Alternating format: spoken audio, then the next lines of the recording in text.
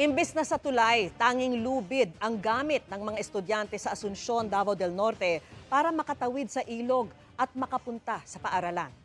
May bangka sila noon pero tinangay at sira na ng matagpuan. Nakatutok si John D. Esteban mula sa GMA Regional TV. Wala na mong bangkay, sakay na lang sila PC. Mistulang nagzi-zipline ang mga estudyanteng ito papasok sa eskwela. Sa kuhang ito, sa Asuncion, Davao del Norte noong March 3. Tinangay kasi ng baha ang bangkang tanging paraan nila para matawid ang ilog ng Sitio Casilak, Barangay Sagayen. La, kalo, ay, nahagbong gid yung kalo. Natagpuan naman na ang bangka, pero wala ng katig, kaya hirap magbalanse at posibleng tumaob sa kunting mali lang sa galaw ng mga nakasakay. Inahin ninyo, inahin, limase, maunlod na. Sige po, boss. Isod kayo, ilusan ng uban, ibili ng uban. Angel, pabilin saba.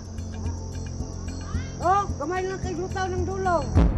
Marami ring butas ang bangka na mano-manong tinatanggalan ng tubig ng mga sakay para hindi lumubog habang hinihila ang lubid para umabante sa kabilang pampang.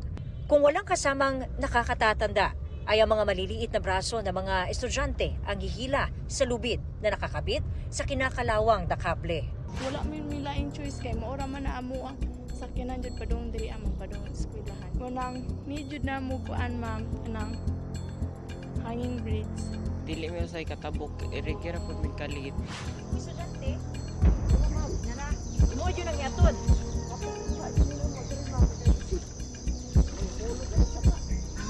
Grabe ang kahadlok, kabalaka, kada sigmayabo. Nga, mo, masundan ng tubig. Nga, naong bayani diri, adi ko basta-basta matungkat na. Sige pa. Dahil sa hirap ng sitwasyon, pinahinto na muna sa pag-aaral ang 4 na anak ni Rosalinda na may special needs. Iundang na lang mag-eskwela ma'am tungod sa ilang sitwasyon nga maglisod jud ko. Kalbaryo rin ito sa mga pasyenteng kailangang dalhin sa pagamutan. Night time na mubaha. Siyempre, yung choice me, kinanglan mo lang mi para lang yun ang pasyente makatabok. Gayon din sa mga naghahatid ng mga ani ng mga magsasaka. Bangka ang lisod kay mabukuan man diya.